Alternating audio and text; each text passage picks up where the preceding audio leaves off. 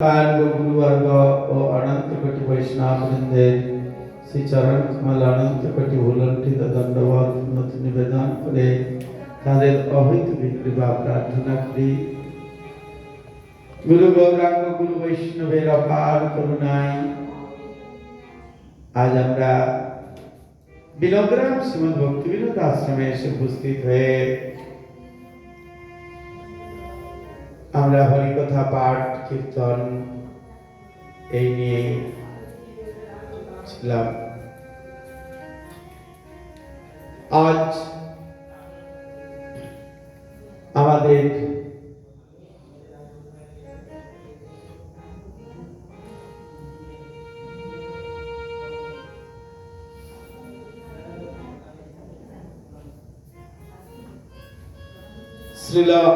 শ্রী অদ্বৈত আচার্য প্রভুর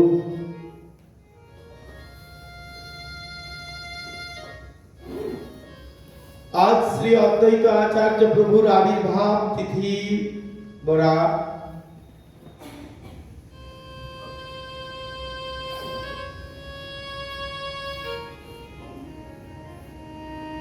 সেই তিথি উপলক্ষে অদ্বৈত আচার্য প্রভুর কথা আমরা পাঠ করে শ্রবণ করব।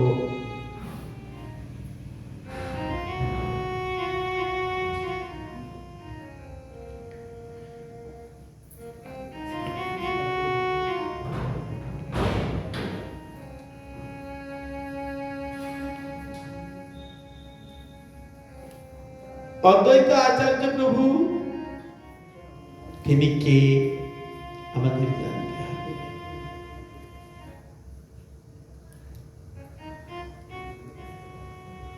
তার বর্ণনায় বললেন মহাবিষ্ণুর জগৎকর্তা মায়া সৃজত তস্যৈ অবতারয়েবায়ং অদ্বৈত আচার্য ঈশ্বর। শ্রী চৈতন্য চরিতামৃতের আদি খণ্ডে প্রথম অধ্যায়ের 12 নম্বর শ্লোকে বললেন, কি বললেন? বর্ণনা করলেন মহাবিষ্ণুর জগৎকর্তা মায়া সৃজত তস্যাবতারয়েবায়ং অদ্বৈত আচার্য ঈশ্বর। মহাবিষ্ণু অদ্বৈত আচার্য হলেন মহাবিষ্ণুর অবতার। আবার সদাশিবের অবতার, দুইজনের মিলিত একটি দেহ, তিনি হলেন অদ্বৈত ঠাকুর। আমরা দেখি না পঞ্চতত্ত্বে শ্রীকৃষ্ণ চৈতন্য প্রভু নিত্যানন্দ শ্রী অদ্বৈত গদাধর শ্রীবাস, এই হলেন 5টি তত্ত্ব নিয়ে একটি তত্ত্বকে গৌরাঙ্গ সুন্দর।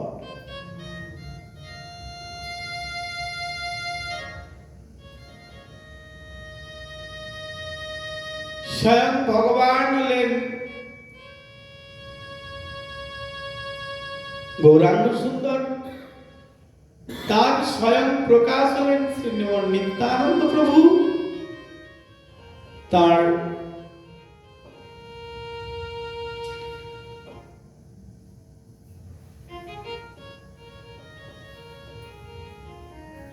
আর তার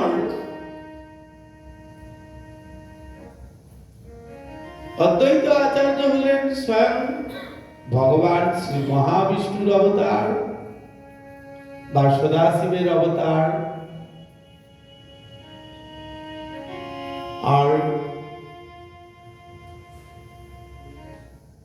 গদাধর হলেন রাধারানীর প্রকাশ বিগ্রহ আর শ্রীবাস ঠাকুর হলেন নারদ মুনির অবতার।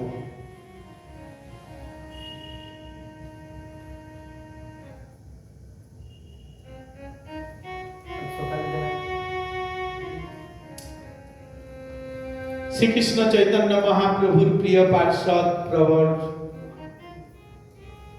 আদি কবি শ্রীল বৃন্দাবন দাস ঠাকুর তিনি অদ্বৈত আচার্যের মহিমা এভাবে বর্ণনা করেছেন। সেই নবদ্বীপে বৈশে বৈষ্ণব অগ্রগণ্য অদ্বৈত আচার্য নাম সর্বলোকে ধন্য। জ্ঞান ভক্তি বৈরাগ্যের গুরু মুখ্যতর।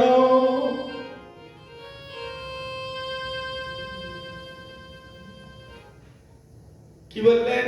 বৈষ্ণব অগ্রগণ্য নবদ্বীপ ধামে, নবদা ভক্তিপীঠ নবদ্বীপ ধামে বৈষ্ণব অগ্রগণ্য হলেন অদ্বৈত আচার্য ঠাকুর। আর লোকে তার নাম শুনলে ধন্য ধন্য করেন। অদ্বৈতের নাম শুনলে জ্ঞান ভক্তি বৈরাগ্যের গুরু মুখ্যতর। তিনি জ্ঞান এবং বৈরাগ্যের গুরু। কৃষ্ণ ভক্তি বাখানিতে যে হেন শঙ্কর। কৃষ্ণ ভক্তি ব্যাখ্যা করতে তিনি হলেন শঙ্কর ভগবান অর্থাৎ শিব ঠাকুর। ত্রিভুবনে আছে যত শাস্ত্রের প্রচার, সর্বত্র বাখানে কৃষ্ণ পদভক্তি সব। তুলসী মঞ্জুরি সহিত গঙ্গা জল, নিরবধি সেবে কৃষ্ণে মহা কুতূহল। গঙ্গা জল দিয়ে আর তুলসী মঞ্জুরি দিয়ে শান্তিপুরনাথ শান্তিপুরে বসে তিনি কি করতেছিলেন? শ্রীকৃষ্ণকে গোবিন্দকে সেবা দিচ্ছিলেন। নিরবধি সেবে কৃষ্ণে মহা কুতূহলে, অত্যন্ত আনন্দ সহকারে সেবা করছিলেন। হুঙ্কার করয়ে কৃষ্ণ আবেশের তেজে, যে ধ্বনি ব্রহ্মাণ্ড ভেদে বৈকুণ্ঠেতে বাজে।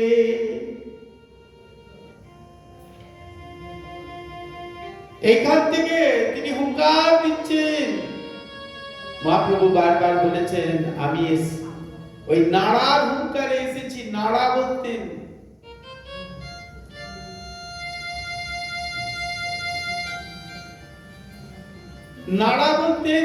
মহাপ্রভু তাকে নাড়া বলে সম্বোধন করেছেন। নাড়া।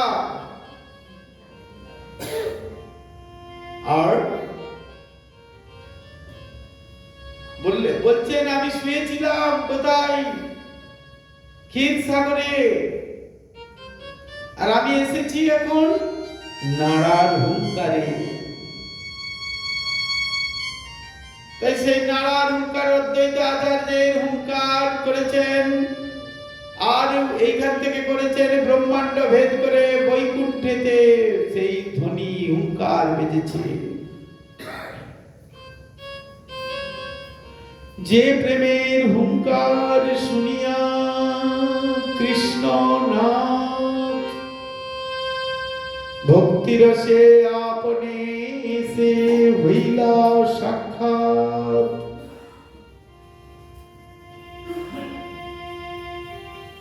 শ্রী অদ্বৈত আচার্য ঠাকুর মহামহিমা যুক্ত অখিল ব্রহ্মাণ্ডনাথ শ্রীকৃষ্ণকে ভক্তি যোগে প্রকট করেছেন। এর থেকে বড় মহিমা আর কি হতে পারে? তিনি ভক্তি যোগের দ্বারাই তিনি প্রকট করেছেন।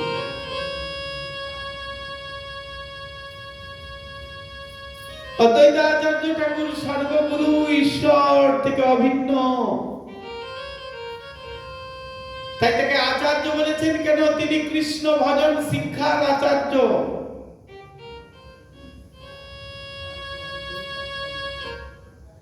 তিনি কৃষ্ণ ভক্তি শিক্ষা দেবার আচার্য। যে মহাবিষ্ণু মায়ার দ্বারা এই জগৎকে প্রথমে সৃষ্টি করেন,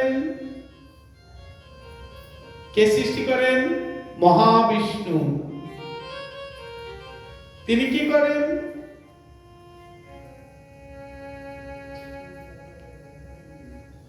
তিনি জগৎকে, এগুলো রাখবেন না, ঠিক আছে? এগুলোতে লাগে, এর আগেও বলেছি আমি।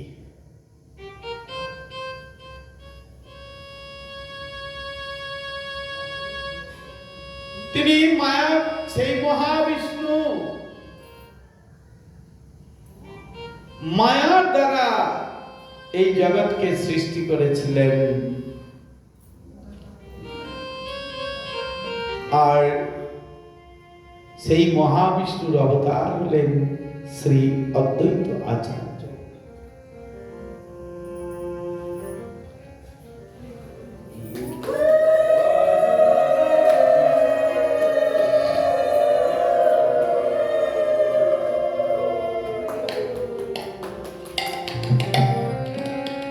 অদ্বৈত আচার্য প্রভুর পিতার নাম শ্রী কুবের মিশ্র। কি নাম? কুবের মিশ্র। মাতা শ্রীমতী নাভা দেবী। মায়ের নাম কি হলো? নাভা দেবী। এনারা পূর্বে শ্রীহট্টে বসবাস করতেন, যেটা বর্তমানে সিলেট বলে না, সিলেটিয়া বাঙাল, সেই সিলেট।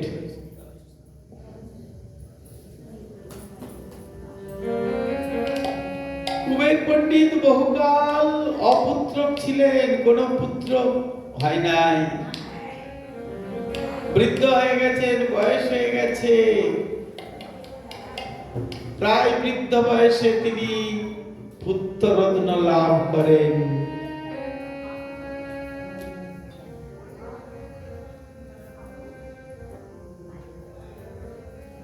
শ্রীহট্ট জেলার অর্থাৎ সেই সিলেটের মধ্যে নবগ্রাম নামক স্থানে, কোথায়? নবগ্রাম নামক স্থানে অদ্বৈত আচার্যের জন্ম হয়। কবে হয়? মাঘ মাসের শুক্লপক্ষের সপ্তমী তিথিতে পবিত্র জন্মদিন অদ্বৈত আচার্যের। এটাকে অনেকে মাকড়ি সপ্তমীও বলেন, আর অদ্বৈত সপ্তমীও বলে থাকেন। এই যে বসন্ত পঞ্চমী গেল কদিন আগে, যদি গত পরশু বোধহয় গেল, তাই তো? গত পরশু দিন বসন্ত পঞ্চমী গেল, মাঘ মাসের শুক্লপক্ষের পঞ্চমী তিথিতে। যাতে আপনারা মা সরস্বতীর পূজা করেছেন, সেই দিন ছিল আরেকটি গুরুত্বপূর্ণ দিন। কি গুরুত্বপূর্ণ দিন? বিষ্ণুপ্রিয়া দেবীর আবির্ভাব তিথি। আরেকটি গুরুত্বপূর্ণ দিন আমাদের কাছে, সেটি হলো আমার পরমারাধ্যতম শ্রী গুরুদেবের আবির্ভাব তিথি। আর আজ হলো শ্রী সপ্তমী তিথি, মাকড়ি সপ্তমী বলে, অনেকেই অদ্বৈত সপ্তমী বলেন।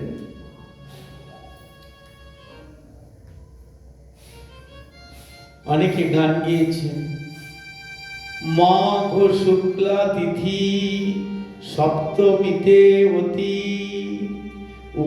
উথলয়ে মহা আনন্দ সিন্ধু। ভক্তি রত্নাকরে বলেছে, নাভা গর্ভধন্য করি অবতীর্ণ হইল শুভক্ষণে শ্রী অদ্বৈত ইন্দু। কুবের পণ্ডিত হইয়া হরষিত নানা দান দ্বিজ দরিদ্রে দিয়া, সুতিকা মন্দিরে গিয়া ধীরে ধীরে দেখি পুত্র পুত্র মুখ জুড়ায় হিয়া। নবগ্রামবাসী লোক ধায়া আসি, পরস্পর কহে না দেখি হেন, কিবা পুণ্য ফলে মিশ্র বৃদ্ধকালে পাইলেন পুত্র রতন যেন।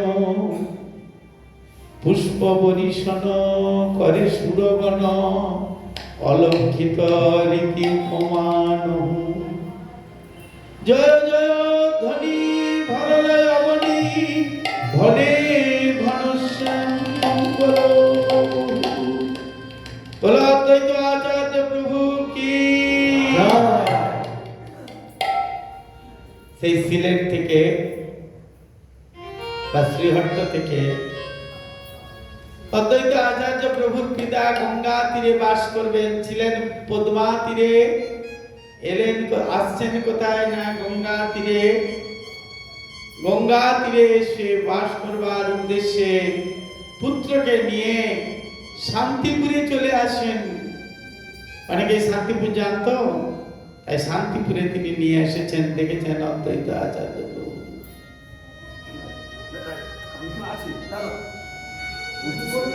আরে গোলমাল করেন বসে।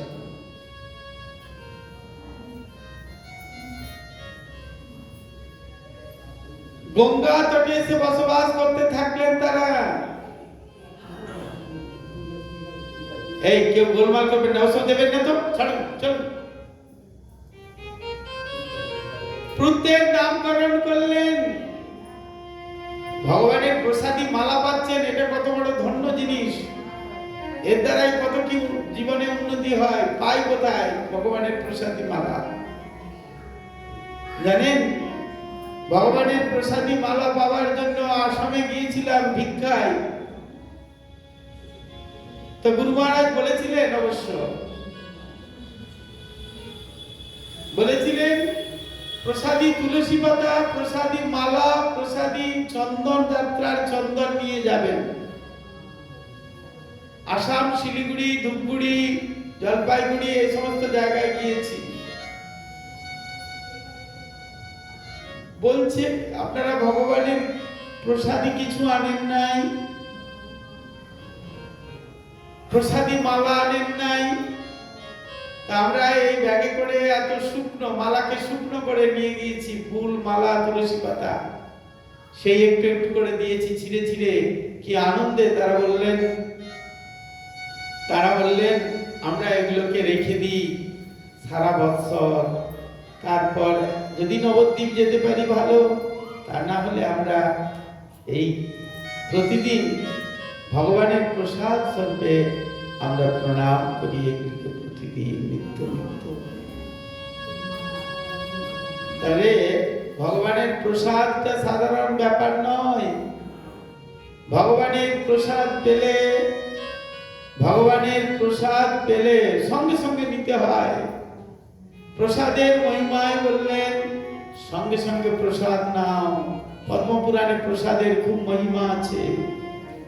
যে কোনো প্রসাদ তার অনেক মহিমা।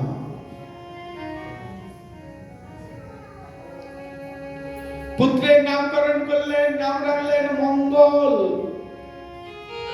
কি নাম রাখলেন? মঙ্গল। আরেকটি নাম রাখলেন, একটা ডাক, এটা হলো ডাক নাম। আছে না দুটো নাম ডাকে? হ্যাঁ, দুটো নামে ডাকে, তাই দুটো নাম দিয়ে রাখছেন। আরেকটা নাম রাখলেন কমলাক্ষ। কি নাম রাখলেন? কমলাক্ষ। কমলাক্ষ মানে, কমল মানে কি? পদ্ম। আক্ষ বা অক্ষি মানে কি? চক্ষু। যার পদ্মের পাবলির মতো চোখগুলি, ভগবানের অবতার, তার তো হবে। কুবের পণ্ডিত অত্যন্ত যত্ন সহকারে পুত্রকে লালন পালন করতে লাগলেন। অল্প বয়সে যজ্ঞ উপবিত দিলেন, আর কিছুদিন উপাধ্যায়ের নিকট পড়ালেন। পরে কুবের পণ্ডিত স্বয়ং পুত্রকে নানা শাস্ত্র অধ্যয়ন করালেন। কিছুদিন পর কুবের পণ্ডিত পত্নীর সঙ্গে পরলোক গমন করেন। পিতা মাতা দুজনেই চলে গেল, বয়স্ক ছিল, দুজনেই চলে গেলেন। এবার এনার অল্প বয়স, পিতা মাতার অদর্শনে শ্রী অদ্বৈত আচার্য খুব দুঃখ পেতে লাগলেন।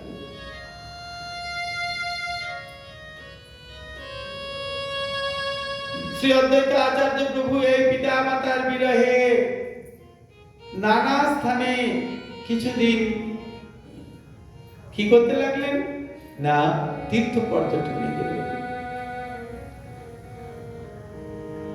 তীর্থ ভ্রমণ করে এসে স্বদেশে ফিরে বন্ধু বান্ধবদের একান্ত ইচ্ছা হলো যে তুমি বিবাহ করো। সবাই বললেন, আত্মীয় স্বজন, তুমি একা একা কত থাকবে, একা কি খাওয়া যায়, একা থাকলে তুমি খেতে পারো, এক সন্ন্যাসীরা পারে, তাও সন্ন্যাসীদের সেবক লাগে, একা কি খাওয়া যায়, থাকা যায়, এত বড় তোমার বাড়ি, এত বড় জমিদারি, এত জমিদার, এত জমি জায়গা তোমার। আপনারা অদ্বৈত আচার্য শান্তিপুরেতে গিয়েছেন, দেখেছেন? শান্তিপুরে গেলে দেখবেন কত বড় আম বাগান, কত বড় বড় আম বাগান। ওই শান্তিপুরটা পুরোটাই ছিল অদ্বৈত আচার্য পিতা। কত সম্পত্তি ওখানে, কত বড় বড় কাঁঠাল গাছ আছে, কত আম গাছ আছে, আম বাগান, কত আম বাগান, খুব বিখ্যাত আম বাগান ওখানে। অদ্বৈত আচার্য প্রভু তীর্থ ভ্রমণ করে এসে বন্ধু বান্ধবদের, আত্মীয় স্বজনদের কথায় তাকে বিবাহ করতে হলো। বিবাহ করতে রাজি হলেন। সেখানে একজন নৃসিংহ ভাদুড়ী বলে পরম নিষ্ঠাবান ধনবান ব্রাহ্মণ ছিলেন। তার একটি কন্যা নয়, দুইটি কন্যা, একটির নাম শ্রী, আরেকটির নাম সীতা। এই দুইটি সুন্দরী কন্যা ছিল। আর সেই দুই কন্যার সঙ্গে বিবাহ দিলেন অদ্বৈত আচার্যের। তাদের দুইজনের পানি গ্রহণ করলেন, অনেক যৌতুক আদি দিলেন। তখনও ছিল যৌতুক। হ্যাঁ, আমি ভাবি যে এখনই বোধহয় যৌতুক, এখন তো যৌতুক নেই, আর যৌতুক ফুরিয়ে গেছে। এখন মেয়ের বিয়ে দেওয়াটা সহজ, ছেলের বিয়ে দেওয়াটা খুব কষ্টদায়ক। হ্যাঁ, শুনি বলে মেয়ের বিয়ে আমি এত কষ্ট পাই না, ছেলের বিয়েতে খুব কষ্ট হয়েছে। কেন? আরে মেয়ে খুঁজে পাই না।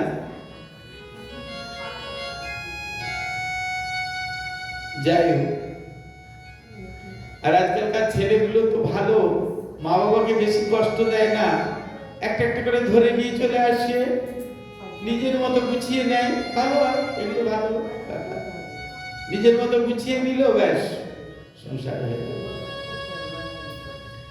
ভাদুড়ী মহাশয় জামাতাকে অনেক ধন যৌতুক দান করলেন। এই দুইজনকে সাধারণ কেউ, এই যে দুইটি কন্যা, কেন দুই কন্যার বিবাহ দিতে হয়েছে এনার সঙ্গে? কারণ ইনি মহাবিষ্ণুর অবতার। সীতা ঠাকুরানী হলেন অদ্বৈত যোগমায়ার প্রকাশ, যোগমায়ার অবতার। যোগমায়ার অবতার হলেন কে? সীতা ঠাকুরানী। আর শ্রীদেবী, দুইজন তো, শ্রীদেবী আর সীতা দেবী। শ্রীদেবী হলেন এই যোগমায়ার প্রকাশ স্বরূপিনী, শ্রী অদ্বৈত আচার্য সাক্ষাৎ মহাবিষ্ণুর অবতার। আর গোলকে তিনি সদাশিব রূপে প্রকাশিত হয়েছেন। সেই গোলক ধামকে তিনি পাহারা দিচ্ছেন কে? সদাশিব। শ্রী অদ্বৈত প্রভু সে অদ্বৈত আচার্য প্রভু ভক্ত সঙ্গে কৃষ্ণ কথা রসে দিন যাপন করবার জন্য শ্রী মায়াপুরে একটি বসত বাটি স্থাপন করলেন। দেখবেন লেখা আছে শ্রীবাস অঙ্গন, তার সামনেই আছে অদ্বৈত ভবন, আর তার পাশে আছে গদাধর অঙ্গন। তিনটি পরপর আছে। যারা পরিক্রমা করতে যান তারা দেখতে পান। আর দেখে এসে কি আর অত মনে থাকে? অত তো মনে থাকে না। পরিক্রমা করতে যাই, পায়ে ব্যথা, হাঁটু ব্যথা, টোটোয় করে যাই। তারপর একাদশীর দিন হয়তো মায়াপুরে যাই আমরা। তখন কি হয়? ক্ষুধা লাগে, কখন খাইতে দেবে,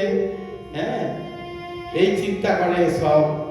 আরে এখনো সাধুরা খেতে দেয় নাই, এখনো এরা নাচছে রে বাবা। সে বছর আমাকে বলছে শ্রীবাস অঙ্গনে আছি, তো শ্রীবাস অঙ্গন থেকে যেতে হবে যোগপীঠ, যোগপীঠ থেকে যেতে হবে শ্রীবাস অঙ্গনে খুব নৃত্য গীত হচ্ছে, যোগপীঠ থেকে যেতে হবে চৈতন্য মঠ, আবার চৈতন্য মঠে তো অনেক জায়গা, তো যোগপীঠেও অনেকক্ষণ ধরে পাঠ কীর্তন এবং নাচানাচি হয়। তাহলে পরিক্রমা তাহলে হচ্ছে। আমাকে এক বুড়ি মাছ বলছে, আমি চিনি না, হাওড়া থেকে গিয়েছিল, ও বাবা এসে কাছে এসে বলছে, বলুন মা কি বলছেন? তোমাদের কি খিদে তৃষ্ণে নাই? খিদে তৃষ্ণে লাগেনি তোমাদের না? কেন এত নাচ করছো তোমরা? কি করে তোমরা কার বলে এত নাচ করো? তোমরা কি খিদে তৃষ্ণে নাই তোমাদের? বলছে হ্যাঁ আছে, হবে। কখন দেবে বাবা? প্রায় 11টা বেজে গেল। আমি ঠিক হয়ে যাবে, 1টার সময় পাবে, চিন্তা নেই। কোথায় দেবে বলো তো? আমি জিজ্ঞেস করে রাখি। আমি বলি ওই মুরারি গুপ্তের শ্রীপাঠে আমাদের একাদশীর অনুকল্প প্রসাদ। কেন? অনেক মঠ ঢুকে, তাহলে আমাদের তো ছোট মঠ, ছোট প্রতিষ্ঠান, সেখানে গিয়ে অনেকগুলো লোক জায়গা চাই, তো 700-800 লোক, 800 লোক, তাহলে সবাইকে দিতে হবে, জায়গা চাই। মুরারি গুপ্তের শ্রীপাঠে দেবো, চলো। আচ্ছা আমার কিছু খাওয়া চলবে? বলে হ্যাঁ, তুমি ফল টল ডাব খাও, আর কি বুড়ো হয়েছো, নিশ্চয়ই খাওয়া যাবে, অন্য কিছু খেও না। আচ্ছা না, ওইটা একাদশী, আমরা বাড়িতে তো রুটি খাই, মুড়ি খাই, এইসব খাই, খেয়ে একাদশী করি। বলি ওই যে ওইখানটায় যোগপীঠে, ওইখানটায় মন্দিরের সামনে, জন্মস্থানের সামনে এরকম বড় বড় লুচি পাওয়া যাচ্ছে, খাবো? আমি বলি না, আজকে খেও না, কালকে খেও। এই তো আজ হচ্ছে আমাদের সেই অদ্বৈত আচার্যের প্রভু মায়াপুরে বসত বাটি নির্মাণ করলেন। সে অদ্বৈত আচার্য ভাগবত সভায় গীতা ভাগবত অধ্যয়ন করতেন। কলির জীবের দুঃখ দুর্দশা দুর্গতি দেখে তাদের নিস্তারের জন্য তিনি প্রতিদিন গঙ্গায় তুলসী মঞ্জুরি দিয়ে পূজা ভাসাতেন। সেই যে শালগ্রামে যে তুলসী মঞ্জুরি দিতেন, সেইগুলি গঙ্গার জলে ভাসাতেন। আর গঙ্গার জলে ভাসালে কি হতো? সেইগুলি উজান বেয়ে বেয়ে মায়াপুরে আসতো। আর মায়াপুরে এলে কি হতো? মায়াপুরে এলে সচিমাতা সেইখানে স্নান করতে যেতেন, আর তিনি কি করতেন? সেই জল দিয়ে করতেন, কি বলে, তর্পণ করতেন, গঙ্গার জলে তর্পণ করতেন। আর কখনো বা সেই জল পান করতে গিয়ে সেই তুলসী মঞ্জুরি সেবা করতেন।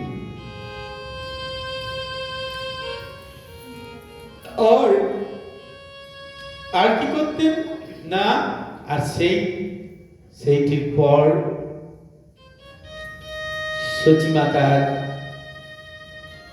সচিমাতা গর্ভবতী হলেন। আর গর্ভবতী হয়ে তিনি একটি পুত্র প্রসব করলেন। কবে? ফাল্গুনী পূর্ণিমাতে, যেটি আপনারা দোল পূর্ণিমা বলেন। দোল খেলেন, রং দিয়ে দিয়ে দোল খেলেন। আর সেই বসন্ত পূর্ণিমা, বসন্তকাল।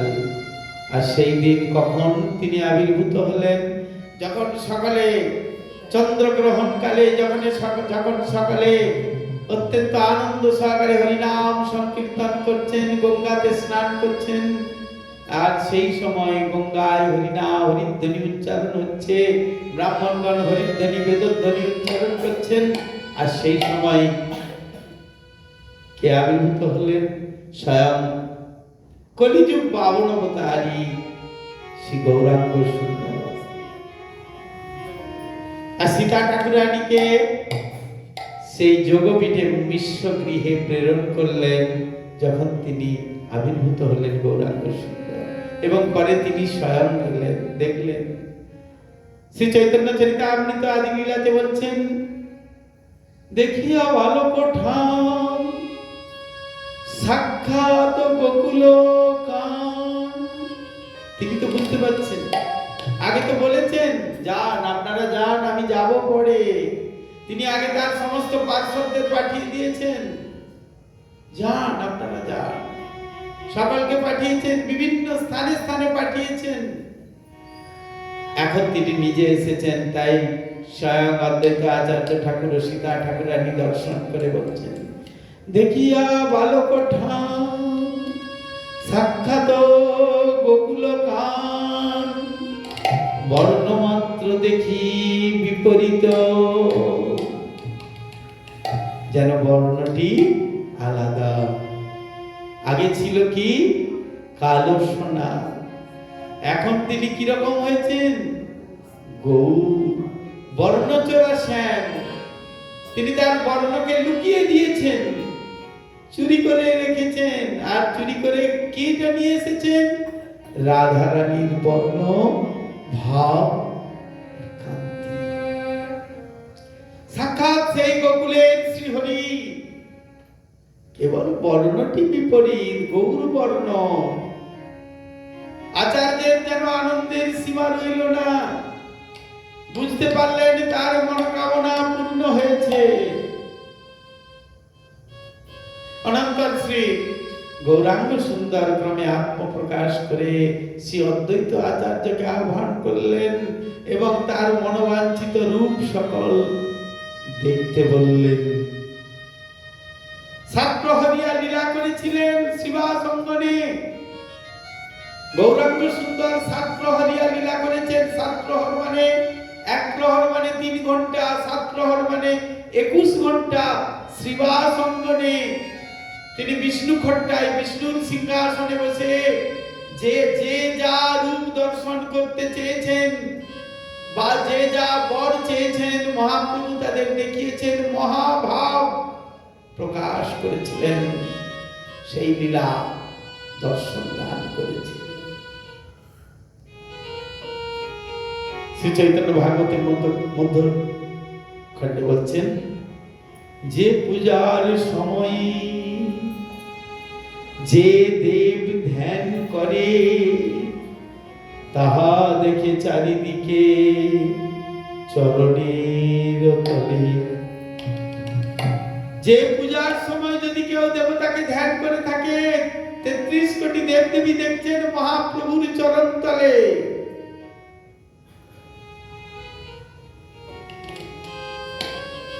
অদ্বৈত আচার্য দেখছেন যে তার চরণ তলে সেই দেবদেবীরা স্তুতি করছেন।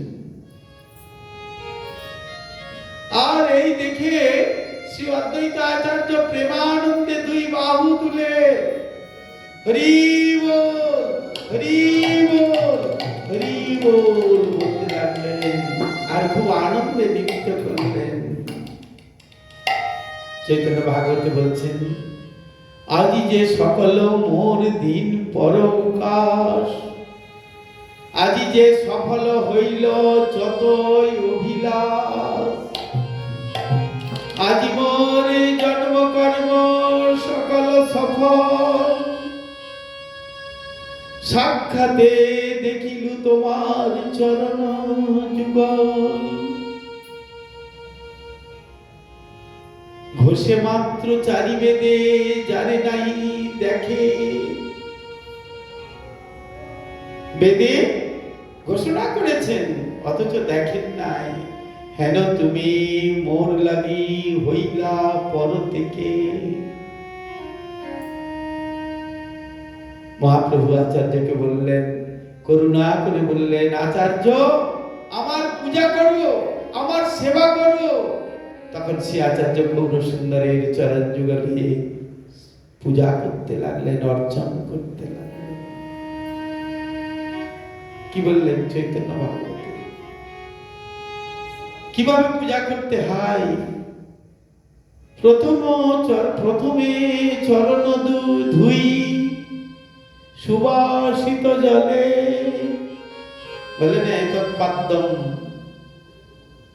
ওম ক্লিং গৌরায় নমঃ। তার মানে পাদ্য মানে ভগবানের চরণ ধুইয়ে দিচ্ছেন। শেষে গন্ধ পরিপূর্ণ পাদপদ্মে ঢালে, চন্দনে ডুবাই দি তুলসী মঞ্জুরি, অর্ঘ্যের সহিত দিলা চরণ উপরি, গন্ধ পুষ্প ধূপ দীপ পঞ্চ উপচারে। কেউ পঞ্চ উপচারে পূজা করেন, কেউ ষোড়শ উপাচারে পূজা করেন, অর্থাৎ 16 রকম ভাবে মন্ত্র বলেন।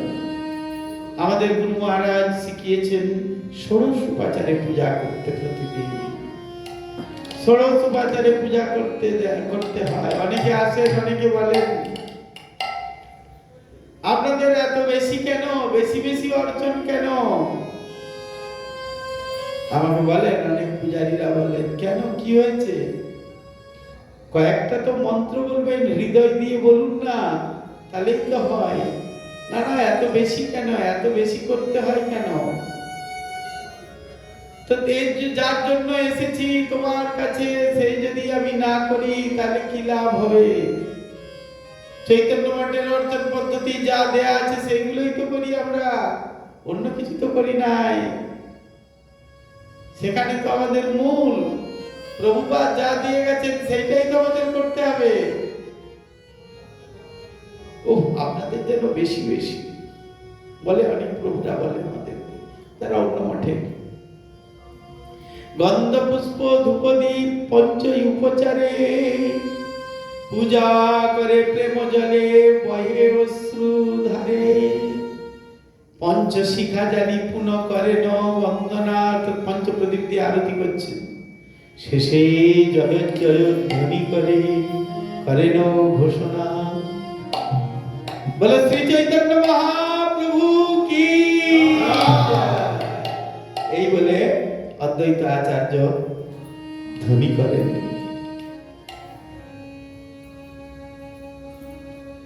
শ্রী অদ্বৈত আচার্য প্রভু শাস্ত্র বিধানে এইরূপে শ্রী গৌরাঙ্গ সুন্দরের শ্রী পাদ পদ্ম যুগল পূজাদি করে শেষে স্তুতি করতে থাকেন। ভগবান স্তুতি করতে হয়। প্রহ্লাদ যখন দর্শন করেছেন, ভগবানের স্তুতি করেছেন। আপনারা জানেন আমরা করি না, তাই শাস্ত্রে আমাদেরকে কত নিন্দা করে গালি দিয়েছেন জানেন? গজরাজ গজেন্দ্র, হাতিদের রাজা, সেই গজেন্দ্র তিনি পর্যন্ত ভগবানের স্তব করেছেন, কষ্ট পাচ্ছিলেন। আর সেই এতে একটা পদ্ম ফুল ভেসে যাচ্ছিল, আর পদ্ম ফুলটা তুলে সুরে করে তুলে তিনি তার বুদ্ধির দ্বারাই ভগবানের স্তব করেছেন। ভগবান শ্রীহরি অবতার রূপে নাম নিয়েছেন শ্রীহরি। এমনকি তিনি বসে আসেন নাই তাড়াতাড়ি আসবেন বলে, গরুড়ের পিঠে দাঁড়িয়ে চলে এসেছেন।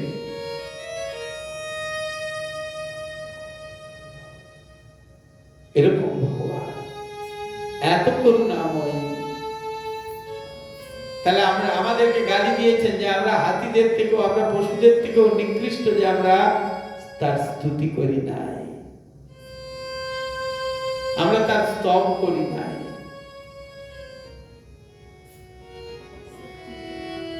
আচ্ছা, কিছু না জানো মুখে হরে কৃষ্ণ কৃষ্ণ কৃষ্ণ হরে হরে, হরে রাম রাম রাম হরে হরে, এই মহামন্ত্র উচ্চারণ। অদ্বৈত আচার্য স্তুতি করছেন। স্তুতি করলে কি হয়? ভগবান সন্তুষ্ট হন, আর ভগবানের কাছে যে যা বর চায় তিনি তাকে তা প্রদান করেন। ভগবান বললেন, আমার নাম বরদরাজ, তোমরা বর চাও, বর মাগো, কি চাও তুমি?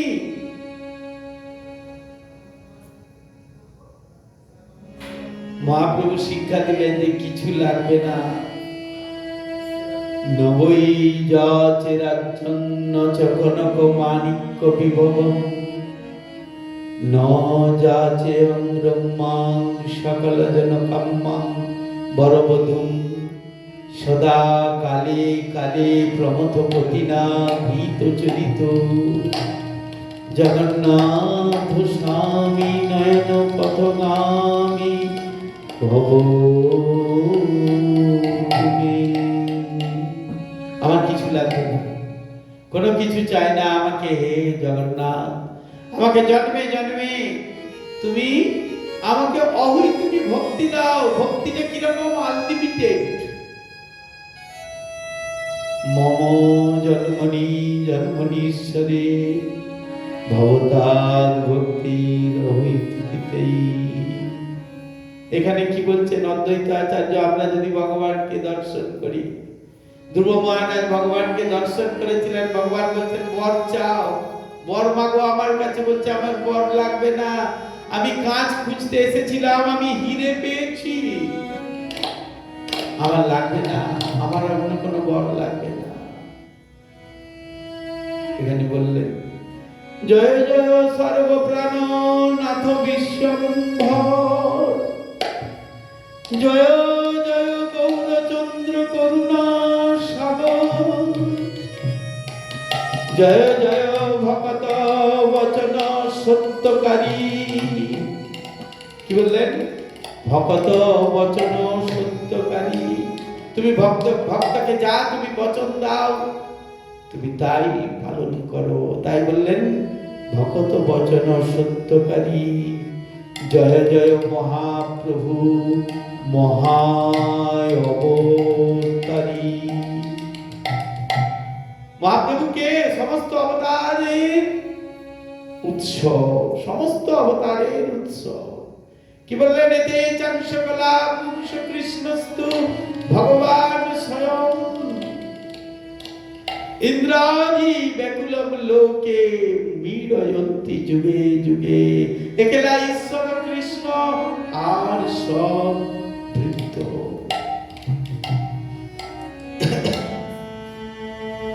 শ্রীকৃষ্ণ চৈতন্য প্রভু জীবে দয়া করি সবার সদস্য ধাম সহ অবতরী। তিনি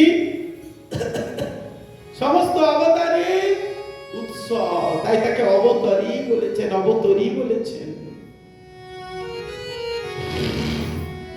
জয় জয় সিন্ধু সুতা রূপ মনোরম, জয় জয় শ্রী বৎস কৌস্তভ বিভূষণ, জয় জয় হরে কৃষ্ণ মন্ত্রের প্রকাশ, জয় জয় নিজ ভক্তি গ্রহণ বিলাস, জয় জয় মহাপ্রভু অনন্ত স্বয়ং, জয় জয় জয় সর্ব জীবের শরণ। এভাবে স্তুতি শুনে, অদ্বৈত আচার্য মহাপ্রভুর মুখে স্তুতি শুনে শ্রী গৌর সুন্দর সহাস্য বদনে বললেন, হে আচার্য, তোমার স্তুতিতে আমি পরম সন্তুষ্ট হয়েছি। তুমি ইচ্ছানুরূপ বর গ্রহণ করো। একটু আগে বললাম না, তিনি বরদরাজ, তিনি বর দিতে খুব ভালোবাসেন। যে যা কামনা করে তার কাছে যায়, তিনি তাকে সেই বরটি দান করেন। তিনি তো অন্তর্যামী, তিনি আমার অন্তরের কথা সব জানেন। তিনি আমার অন্তরের অন্তঃস্থলে বসে আছেন, তিনি সব কিছু জানেন। অদ্বৈত প্রভু কি চাইছেন দেখুন। আমরা হলে বলতাম, দাও আমাকে, অর্থ দাও, লোক দাও, টাকা দাও, এই বাড়ি দাও, গাড়ি দাও, আমাকে এই দাও দাও। অদ্বৈত বলে, যদি ভক্তি বিলাইবা, ভক্তি ভজধাতু থেকে এসেছে ভক্তি। ভক্তির তো মূল কথা। আজ এই জগতে এত অশান্তি কেন? অশান্তির কারণই হলো ভক্তি নাই, প্রেম নাই। ভক্তি মানে প্রেম।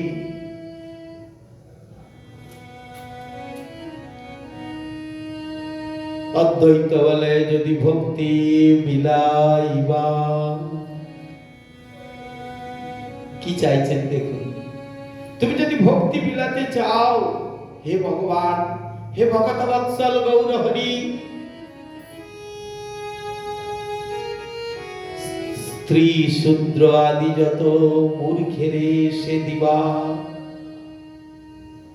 তারা তো লাভ করতে পারে নাই। ব্যাসদেব অনেক চেষ্টা করেছিলেন, স্ত্রী শূদ্র জাতির জন্য তিনি মহাভারত রচনা করেছিলেন, করে দিকে দিকে প্রচার করেছিলেন, তাও প্রচার হয় নাই। তাই প্রভু, যদি আপনি ভক্তি মিলানোর জন্য জগতে আবির্ভূত হয়েছেন, আমি জানি আমার অন্তরে এই কথাটাই বলছে, তাহলে আপনি স্ত্রী শূদ্র যত আছে, যত মূর্খ আছে, সবাইকে সেই ভক্তিটা দিবেন, ভক্তি ধন দেবেন। প্রভু, আমি এই বরটি তোমার কাছে চাই।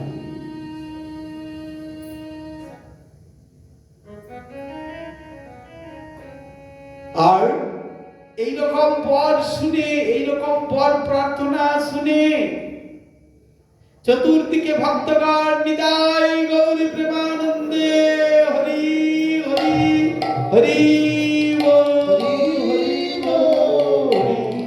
হরি হরি ধ্বনি করতে থাকলেন।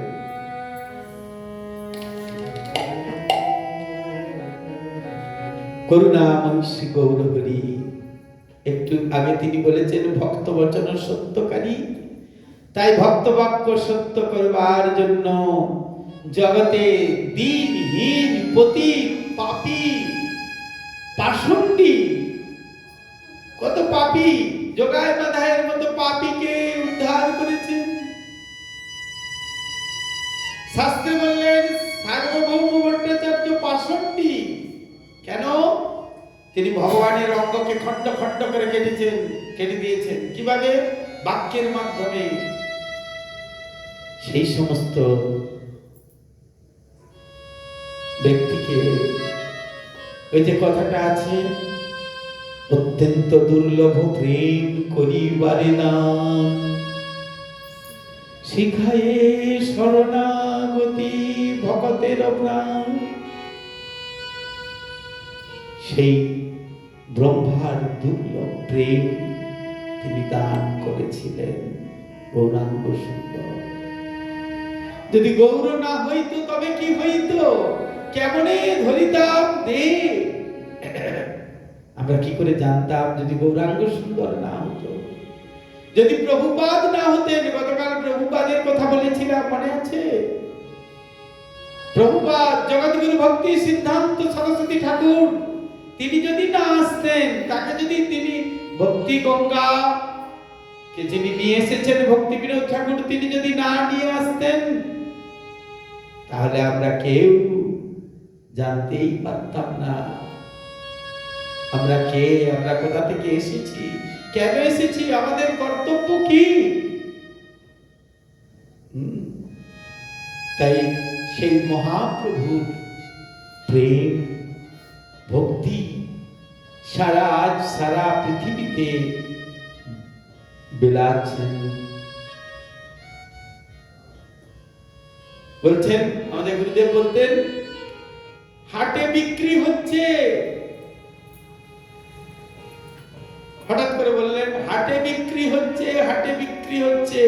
বলতে বলতে হেসে হেসে বসলেন চেয়ারে বা সোফাতে। কি হলো দেখি একটু। খুব মজা করতেন আমার সঙ্গে, এক এক সময় খুব মজা করতেন।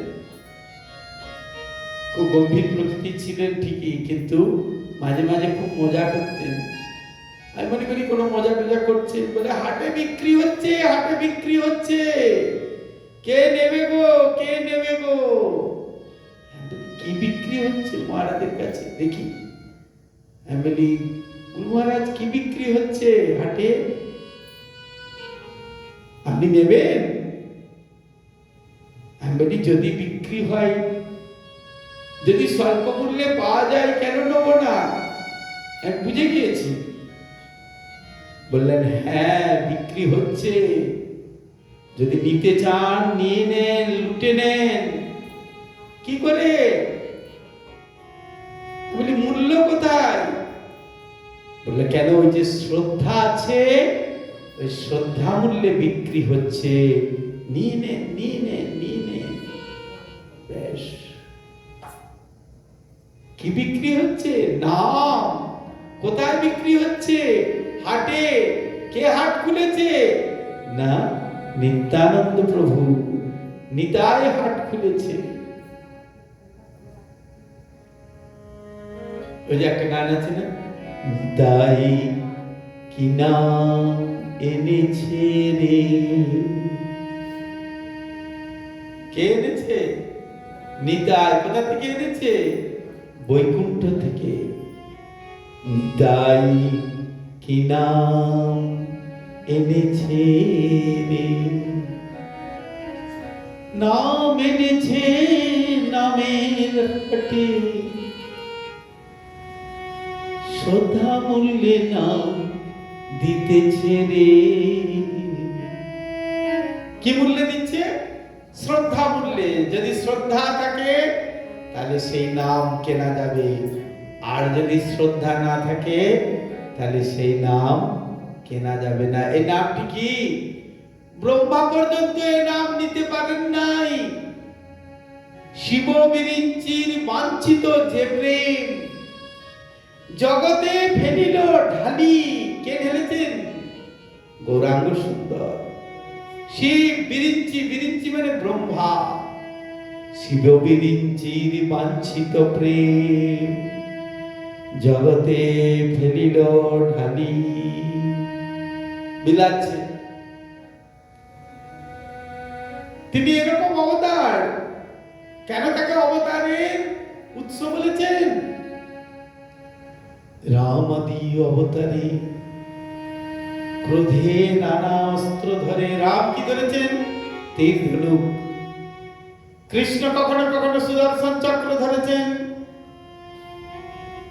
কখনো যুদ্ধ করেছেন, কত অসুরকে মেরেছেন, কংসকে বধ করেছেন, কত অসুরকে মেরেছেন। এবে অস্ত্র না ধরিল, প্রাণে কারেও না মারিল। আচ্ছা, অস্ত্র ধরলেন না, কাউকে মারলেন না, তাহলে কি করে তিনি উদ্ধার করলেন? প্রেম দিয়া শোধিল হৃদয়। সেই জন্যই তার নাম প্রেমাবতার। সেই জন্যই তার নাম দিয়েছেন রূপ গোস্বামী পাদ। দেখবেন মহাপ্রভুর প্রণাম মন্ত্রে লিখেছেন, তার বন্দনা করতে গিয়ে বলেছেন নমো মহাবদান্নায়। মহাবদান্য অবতার, এত বড় বদান্যতা আর কারুর নাই। তিনি সকলকে, স্ত্রী জাতি, শূদ্র জাতি, পাপী, পাষণ্ডী, সকলকে তিনি উদ্ধার করেছেন। কিসের দ্বারা? প্রেম দিয়ে, নাম দিয়ে তিনি উদ্ধার করেছেন। এটি কার প্রার্থনায়? একমাত্র অদ্বৈত আচার্য প্রভুর প্রার্থনায়। বললেন, তুমি যদি প্রেম দিবে, তুমি যদি ভক্তি বেলাবে, তাহলে সবার জন্য মিলিয়ে দাও। তাই তিনি সবার জন্য মিলিয়ে দিয়েছেন। তাই তার নাম হচ্ছে পতিত পাবন, কলি যুগ পাবন অবতারী গৌরাঙ্গ সুন্দর। অদ্বৈত প্রভু, অদ্বৈত আচার্য প্রভু, তিনি জগতে জ্ঞান এবং বৈরাগ্য কি তা বেলানোর জন্যই এসেছে। এভাবে আমরা পাই অদ্বৈত আচার্য প্রভুর কথা। আমরা এভাবে স্মরণ করব। আজকে অদ্বৈত সপ্তমী হয়েছে। আগামী কয়েকদিনের পরই আছে কি না ভৈমী একাদশী বা জয়া একাদশী। সেই দিনেও ব্রত করতে হবে। একাদশীতে এমনি ব্রত হয়, আবার ভৈমী একাদশীর দিনও খুব নিষ্ঠাভাবে অনেকে নির্জলা উপবাস করেন। আবার তারপরেই আছে শ্রী নিত্যানন্দ ত্রয়োদশী তিথি। এই সময় কটা পড়ে, 3টে ব্রত পড়ে। যারা পালন করতে পারবেন তারা অত্যন্ত সৌভাগ্যবান। যারা অদ্বৈত সপ্তমী পালন করেছেন তারা অত্যন্ত সৌভাগ্যবান, সৌভাগ্যবতী। একটু কষ্ট হয়, যেহেতু একটা ব্রত উপবাস করতে হয়। পরদিন সূর্য উদয়ের পর ভগবান শ্রী অদ্বৈত আচার্য প্রভুকে স্মরণ করে মহাপ্রসাদ দ্বারা পালন করবেন। অদ্বৈত আচার্য প্রভু যদি সন্তুষ্ট হন, তিনি আমাদেরকে আশীর্বাদ করবেন, কৃপা করবেন, ভক্তি দান করবেন। আর সেই ভক্তির বলে আমরা মহাপ্রভুকে লাভ করতে পারব। ঠিক আছে? আর সামনে নিত্যানন্দ ত্রয়োদশী, সেই দিন আবার উপবাস করে নিত্যানন্দ প্রভুর কৃপা লাভ করবেন। এইভাবে আপনারা ব্রত করুন। জেনেছেন যেহেতু, তাই ভগবানের কথা শ্রবণ করুন, ভগবানের কথা কীর্তন করুন, ভগবানের কথা স্মরণ করুন। জীবনে যদি উন্নতি পেতে চান, যদি উন্নত হতে চান, হরির নাম করুন নিরবধি, নিরন্তর। বিষয় চিন্তায় নিরন্তর আমাদের ডুবে আছি আমরা। সেই বিষয় চিন্তা থেকে মুক্ত হতে পারবো যদি আমরা কি করি? হরির নাম সংকীর্তন করি। জয় করুণাময়ী শান্তিপূর্ণা শ্রী অদ্বৈত আচার্য প্রভু কি।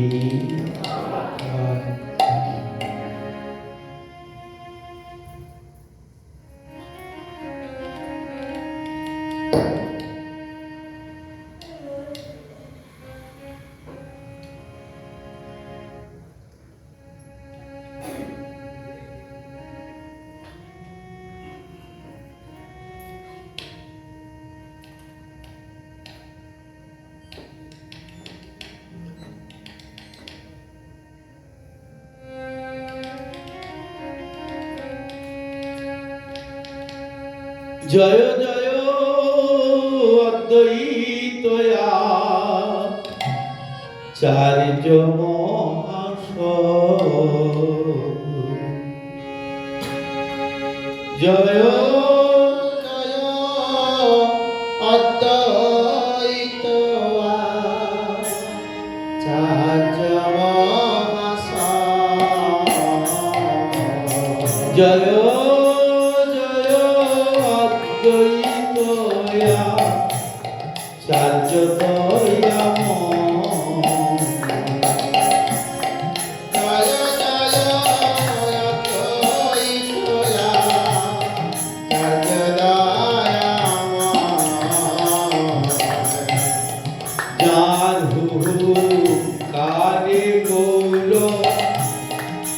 অবতার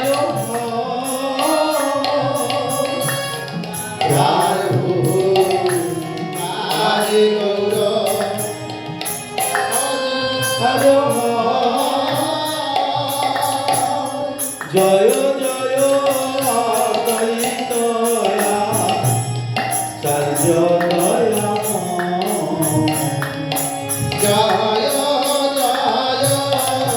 অদ্বৈতয়া চর্যদয়াম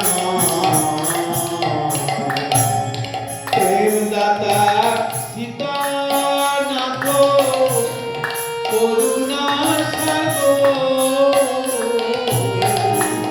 দেবদাতা সীতানন্দ করুণা প্রেমদাতা সীতানাথ করুণা সাগর দেবদাতা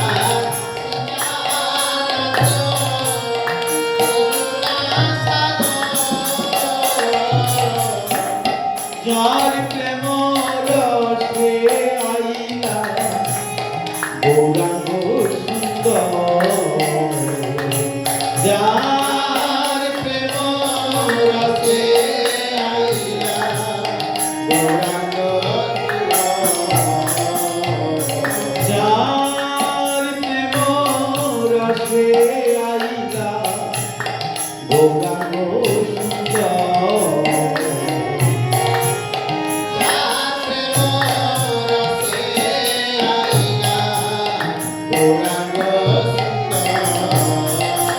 ও জয় জয় অদ্বৈতয়া চার্য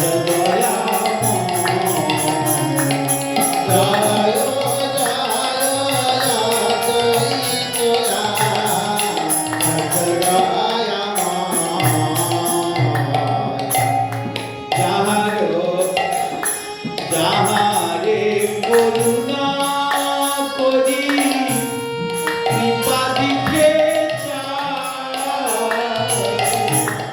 যাহারে করুণা করি কৃপা দিতে প্রেমর সে জন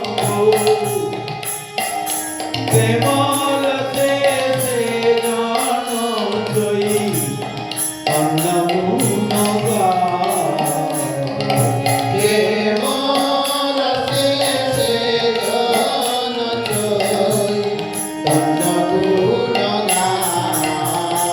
জয় জয়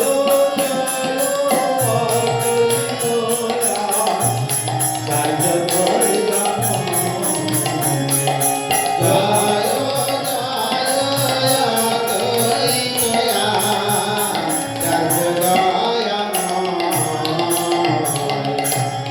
তাহার চরণে দেবা লইল শরণ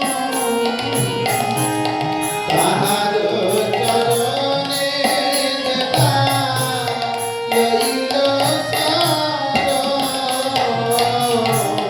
তাহার চরণে দেবা লইল শরণ তাহার চরণে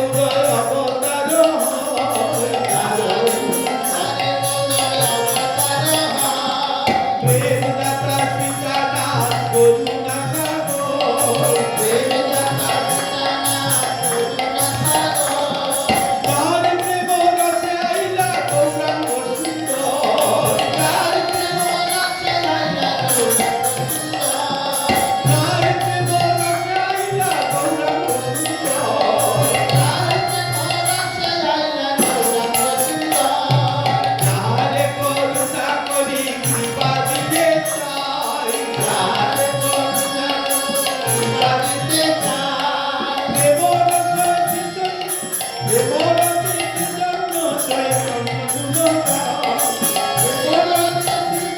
চৈতন্য গুণগান চরণে যে বালইল চরণ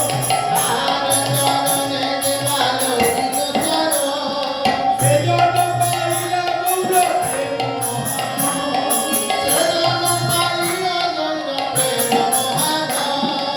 এমন দয়ার নীতি কেন নাম বিষ্ণু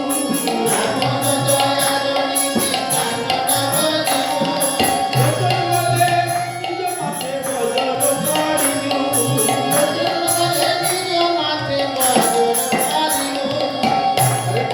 হরে কৃষ্ণ কৃষ্ণ কৃষ্ণ হরে হরে হরে রাম রাম রাম হরে হরে হরে কৃষ্ণ কৃষ্ণ কৃষ্ণ হরে হরে হরে রাম রাম রাম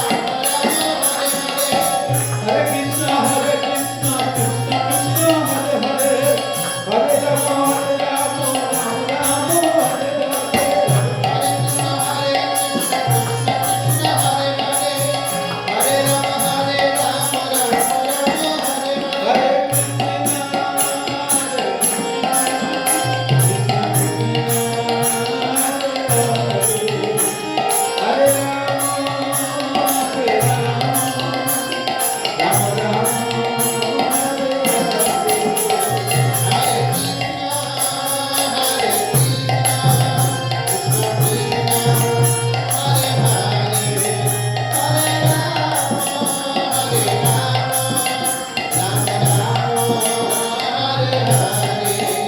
বলি জয় দাও জয় দাও জয় দাও জয় দাও জয় দাও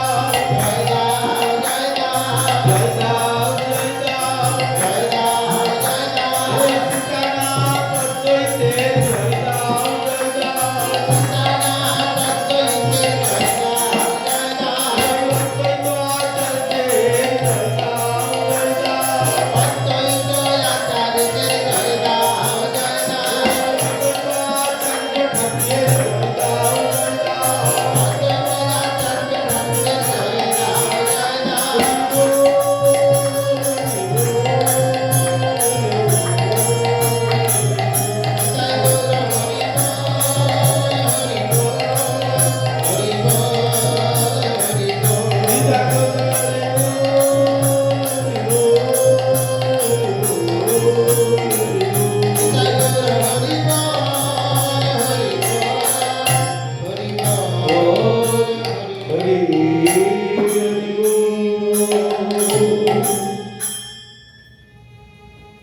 जय अद्वैताचार्य ठाकुर की जय गुरु परंपरा की जय रूपान गुरुवर की जय अनंत कोटि वैष्णव वृंद की जय विनम्राम श्रीमद भक्ति विनोद आश्रम की जय समागत गौर भक्त वृंद की जय गौर प्रेमानंदे हरि हरि